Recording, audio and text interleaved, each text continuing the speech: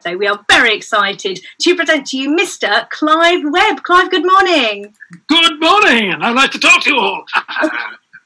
So we're really, really excited to have you here. For anyone who isn't aware, Clive was one of the presenters towards the end of the Tiswas reign and is absolutely superb. And as you'll hear today, has not stopped the chaotic anarchness that he started. So, Clive, let's go right back to the beginning, back to a world before Tiswas. I mean, was there a world before Tiswas? What were you doing? Well, the world before Tiswas was in those days was cabaret. I mean, there was a lot of nightclubs and working men's clubs and everything.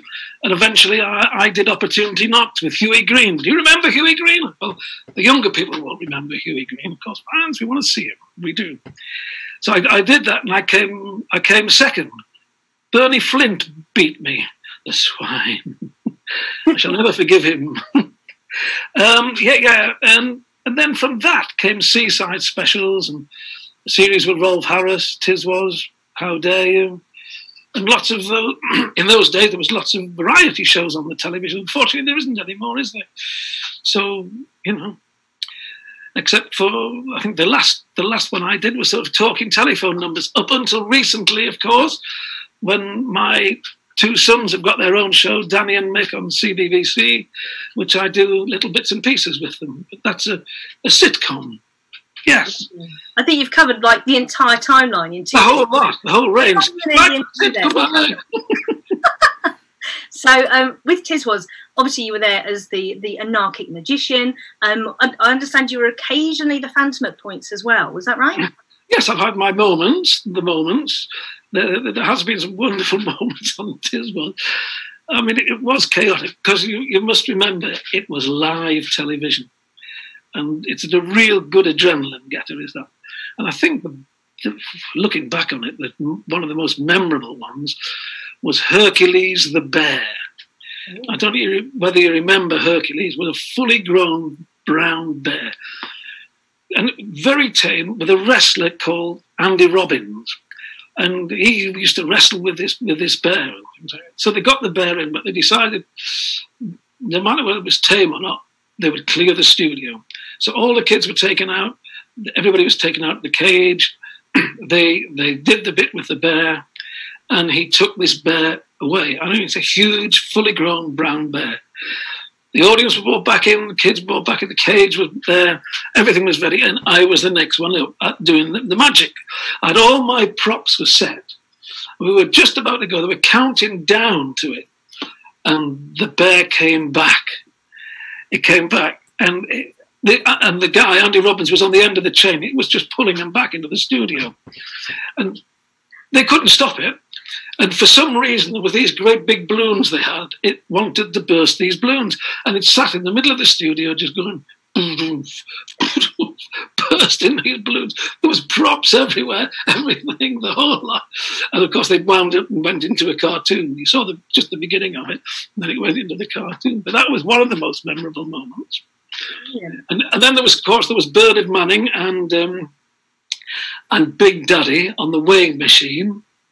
And Big Daddy got on it, and the thing went round. Bernard got on it, and unbeknown to him, they had a drop box above his head with all the stuff. Pyros all over. The thing blew up. The thing went down. Bernard went on the floor. He went, oh, boom, cut. Which was a classic. And of course, the one we all remember was St. Winifred's Girls' Choir. And everybody was phantoms. There was so many phantom flanflingers and everything. And they were there and they had no idea this was going to happen. They had drop boxes above their head, pyro stuff, everything, the whole thing. And they're singing their song away. They're singing beautifully. And Chris was doing the voiceover. There's little Jane. There's Margaret. There's Harriet. There's the Phantom Flamflinger. There's what's the Phantom? And it went. And the drop boxes came down. There was pies everywhere. Now you'd expect these kids to sort of come back, maybe even cry. No, these little girls fought like demons. It was the biggest pie fight of the lot. It was brilliant. Yeah, wonderful, wonderful memories. Indeed. So how did you end up on Tiswas in the first place? Because, I mean, you were busy being a drummer. There was Potto, I think. Is that right? That's going back a bit to the circus days when I was a clown with Robert Brothers Circus, yeah. When the circuses were big, when they had lions and tigers and all that. And yes, I was a clown with them. So how did you get from the big top to the big TV on Tiswas? Well, it started with the music. When I was a teenager, the Beatles were on the go, and I wanted to be a pop star, didn't I? With these looks, of course, I could have been. And so I got into drumming with the bands. We had a contract to go to Germany to play on the American bases, and it fell through. So I had to come back home to Sunderland where I lived. My parents, I got the whole story, you know, we told you so, you should have stayed, got a trade, settled down, all that sort of stuff. But fortunately, the next week the Circus came to town, they advertised for a drummer. And I got the job, and I stayed for a year as a drummer, got on very well with them. Well, I was very lucky because it was Robert Brothers Circus, and the two brothers that owned it, their kids were the same age as me, so we were teenagers on the roads, it was great. And John Roberts was the clown there, so he said, why don't you come back as a clown next year? Great. So they taught me all the circus skills and everything, and from there on, it was after so many years, I decided time to move on. Went back to the group, sort of a comedy group called the North Stars. Did all the cabaret clubs like, you know, the Wookey Hollow in Liverpool, Batley Varieties, all those sort of types of clubs, Bailey's Circuit. And the natural progression was to go out after that as a comic, so which I did, but used magic, comedy magic, which I'd picked up one season when the circus stopped. My parents had moved to Manchester, so I went back to Manchester, and there was an advert for a road manager for a magician called Mandrake. So I applied for that, and I went with him for the winter season. And he wanted me to stay, but I decided to go back to the circus, and it was a good move because he went to Malta and ended up in prison because he was also a very good hypnotist, and he was hypnotising old ladies and taking their money off them. That's the best story ever. So I had a lucky escape there, you know, made the right decision. So you took that anarchic brand of magic, and were you a member of the Magic Circle at any point? No, I was never a member of the Magic Circle, but I was a member of the Blackpool Magicians Club, which is quite a big magic club in this country now. I mean, there's magic clubs all over the country. You know, there's people collect magic tricks like people collect stamps. You know, it's might never go on stage and do it, but you can take out a pack of cards and do a few tricks. Yeah. So back to Tiswas, was there anyone that you found that you kind of, I mean, it's a massive team, obviously. Was there anyone that you found you naturally buddied up with? I got on very well with John Gorman, who may I say, is one of life's natural nutters. You know, the man's totally off his rocker, but very, very funny. Yeah, great. I got on great with him. We had some great times, you know. And after Tiswas, we went on to do How Dare You, a program called How Dare You, which we did for four seasons up in Tyne Tees, yeah, which was great. We were the first to do the game show type schools, you know, so one school against the other school. And some funny things happened there as well. We used to do a thing called Teach 'em a Lesson. Oh, yes, Teach 'em a Lesson. Where the teachers used to sit on stools above this big gunge tank, and the kids used to throw sponges damp with guns and throw them at them and try and pelt them in the face. So this went on for quite a few weeks, and suddenly the producers said, well, you know, can we change this round a bit? Can we make it a little bit different? Why don't we get the kids to paint the teachers? What a good idea. We'll get the kids to paint the teachers. So they got buckets of guns. The stage was made with, they covered the guns tank so the kids could walk on the thing with the bucket, paint their teachers. Sounds great, doesn't it? Sounds wonderful, be great. Oh, no. Kids' minds are different. Like, so the first kid takes his brush and whacks the teacher straight in the face and breaks his nose. No! That was it. Cut. Fortunately, it wasn't live, you know. Well, someone here is asking about with Tiswas, similar thought track. Did the Tiswas camera operators, did they get danger money? Because it sounds like that teacher needed it as well. No, but they did get guns, and that to them was as good as money. You know? No, there was a queue of cameramen waiting to get on it. Yeah.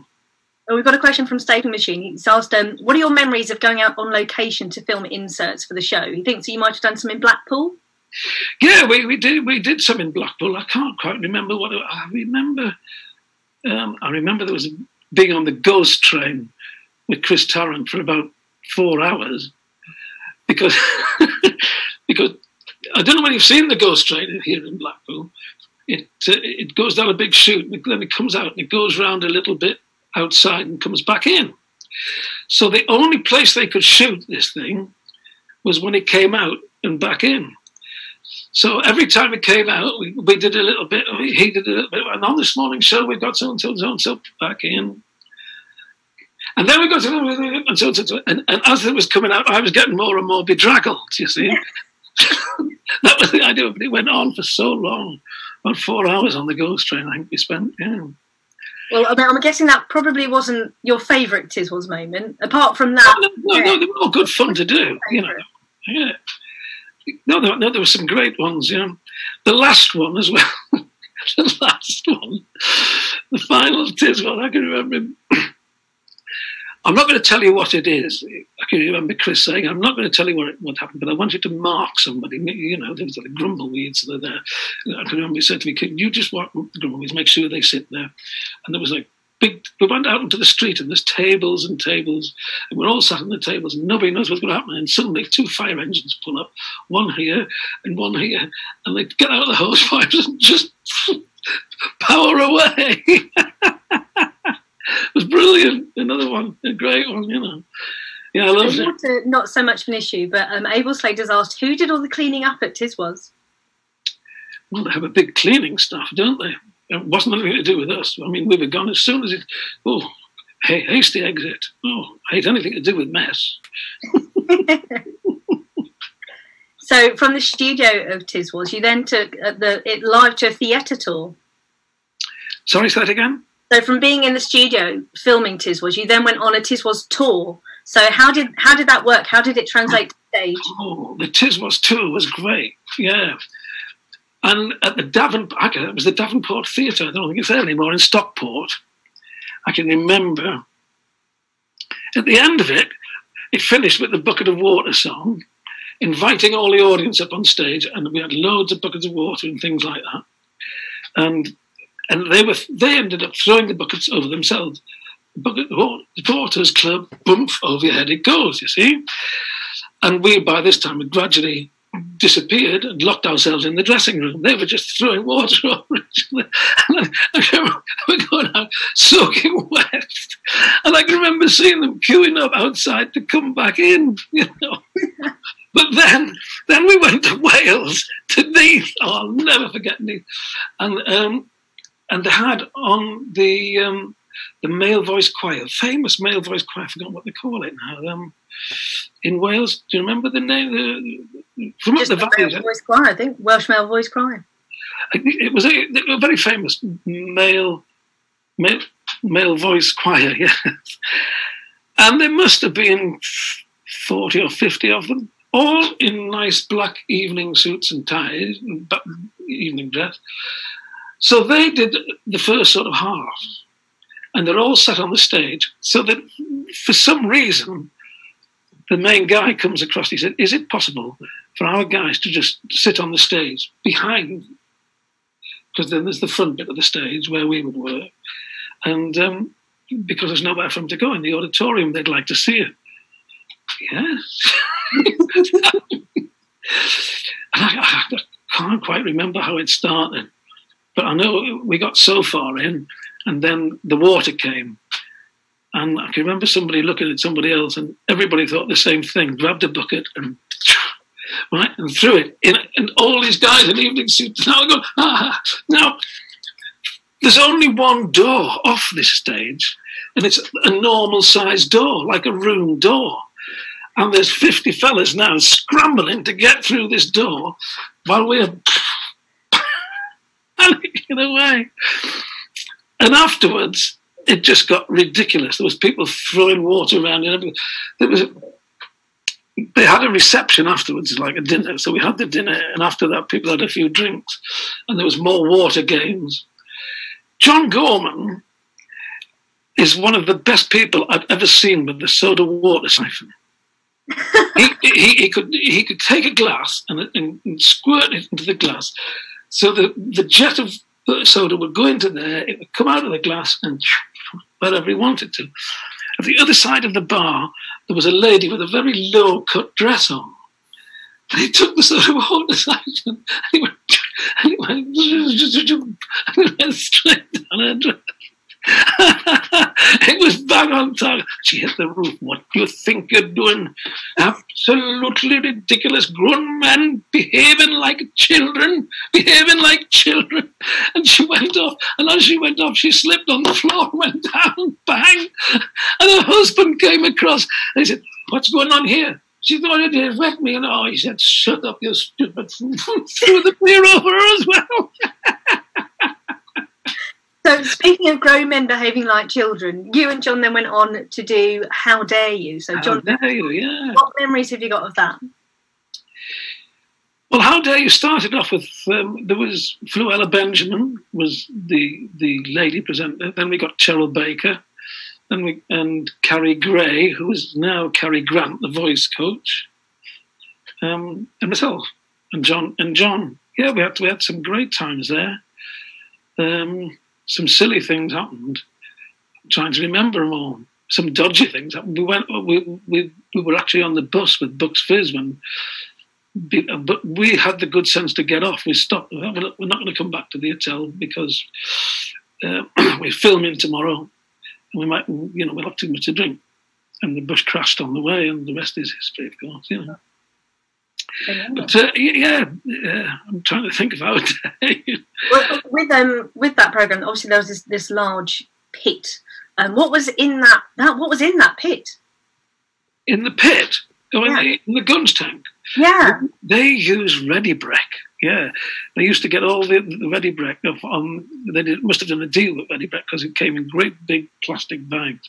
And it was great. It was the worst of all. You got it in your hair. You had to get it out quick because it would set.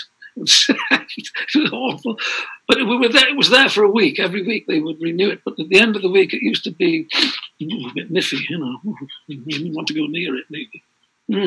There is a clip that I've seen. I don't know if it's one of the ones that we've shown or not, but it's wonderful where the children are all going along the pole over the guns tanks, trying to hit the other team, because obviously it was the two schools competing. There's a girl that gets knocked off, and thankfully she just sort of lands perfectly, so it only goes up to sort of her knees and things, and you're absolutely not having it. And you pick her up and you throw her in, and it's hysterical.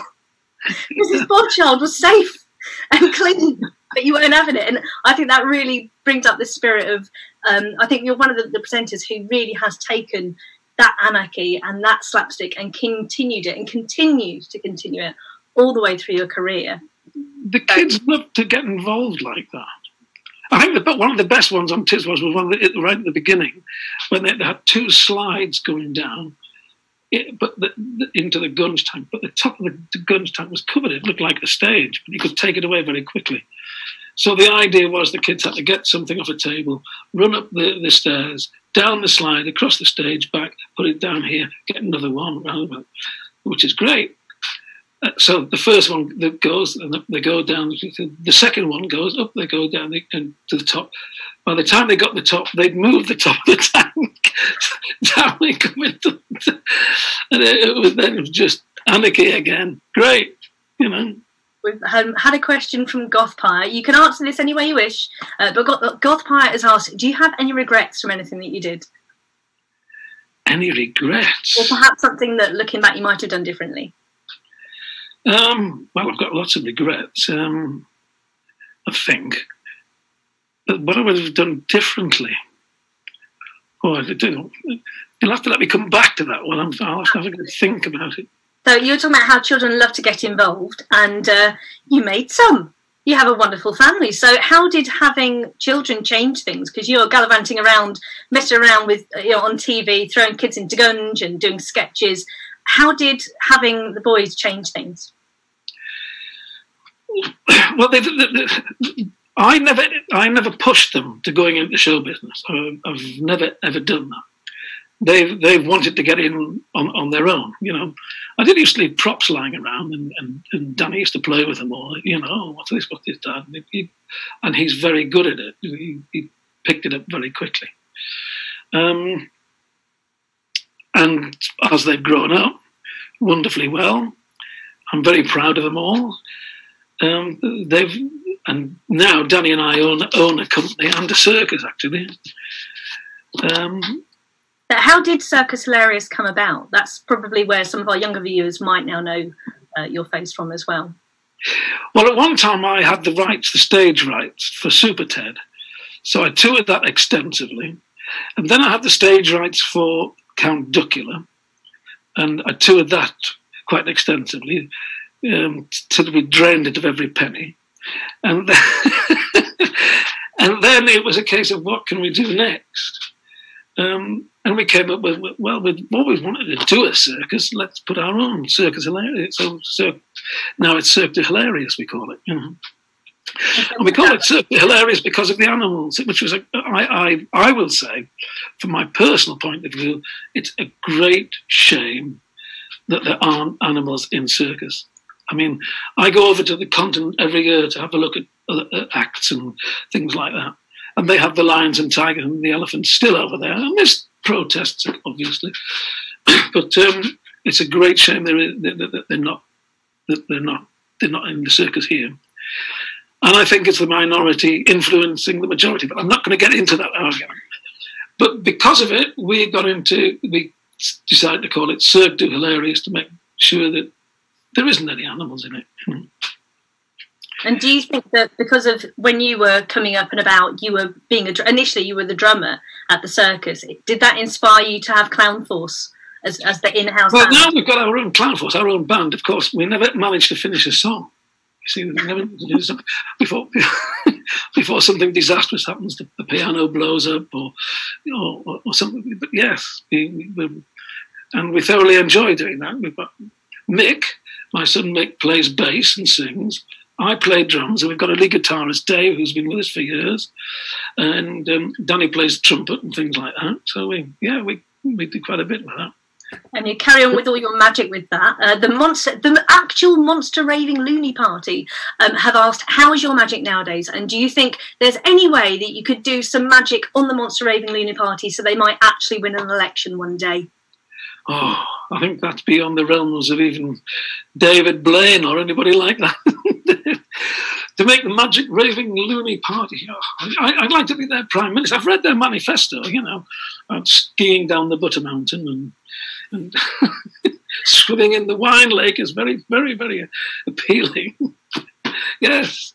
No, but there's nothing I can do for them, I'm afraid. No. John C. Kirk, going back to the magic and being on live TV and live stage, how does it compare doing a live stage show to being on live TV? Live stage shows are great. They're brilliant. And it is a wonderful way to make a living. It's excellent. But live TV is a massive adrenaline getter. It is. It's huge because it's counting down seconds, you know, and things can go wrong, like I told you about the bear. You know. And it is. It's just a huge adrenaline getter and very enjoyable to do. So you've worked your way through those brilliant Saturday morning and onwards children's TV shows.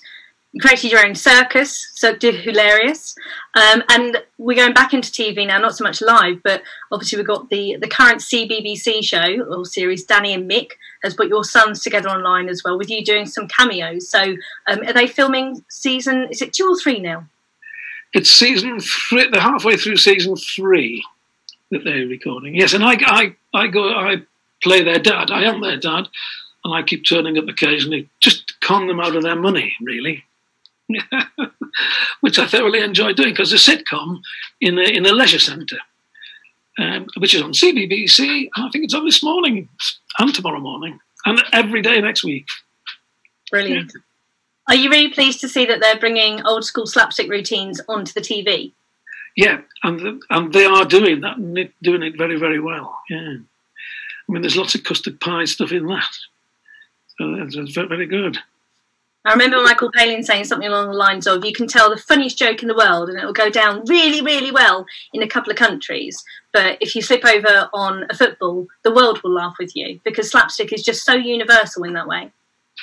Well, it is. And of course, things like Laurel and Hardy coming back, aren't they? And they're showing old clips of Laurel and Hardy and Charlie Chaplin. Charlie Chaplin's film, The Circus, was wonderful, absolutely wonderful. I mean, yes, that sort of stuff is brilliant. I mean, we've got a comedy car, which we modelled on the one that Laurel and Hardy had, which actually falls to bits. It hasn't got an engine in, but it falls to bits. The wheels, for everything, the lot goes. It's flat when it's finished. And there's lots of big bangs in it. Is there anything today that you think continues with the spirit of Tiswas? Sorry, I can quite hear that. Right. Is there anything that you can recollect that's going on stage or TV at the moment that you think continues the spirit of Tiswas? Well, definitely all the custard pie stuff and that type. Tiswas as slapstick involved the audience. I think it was probably the first time that it actually involved them. When you watched the Laurel and Hardy things and all we've talked about, and when you watch slapstick on stage in a pantomime and things like that, the audience never copped it. They never got it.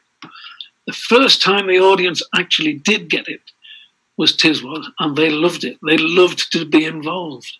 And that's what Tiswas involved, and that is what we are continuing with. And if they come and they sit in the SOG zone, well, they must be aware it's going to happen. So in terms of audiences, you've been presenting an amazing pantomime to the audiences of Newcastle now for 14 years, is it? 16 yeah. Wow, so you and Danny play in every year, so it's Humpty Dumpty this year, is that right? It is Humpty Dumpty, yeah, and Humpty Dumpty hasn't been done as a pantomime for many, many years. It was done at the Palladium, apparently, and I can't remember which year it was, but it was the first time in many, many years. And I've seen the script, and it's very, very funny. And we're looking forward to doing it. Yes, okay, yeah. And he does fall off the wall. Bigger and better than before? What, eh? Bigger and better than before? Better than, oh yes, yeah. It will be better than before. Of course it'll be better than before. And of course we have all the toys now, with all the special effects. We've got loads of special effects that we can utilise. Brilliant. Well, all the best with that. I think that we've had a couple of other questions. People asking, how are you dealing with being on lockdown? Because obviously you're used to touring the country, going around to all the Butlins and taking the tent around with you. How are you dealing with being on lockdown?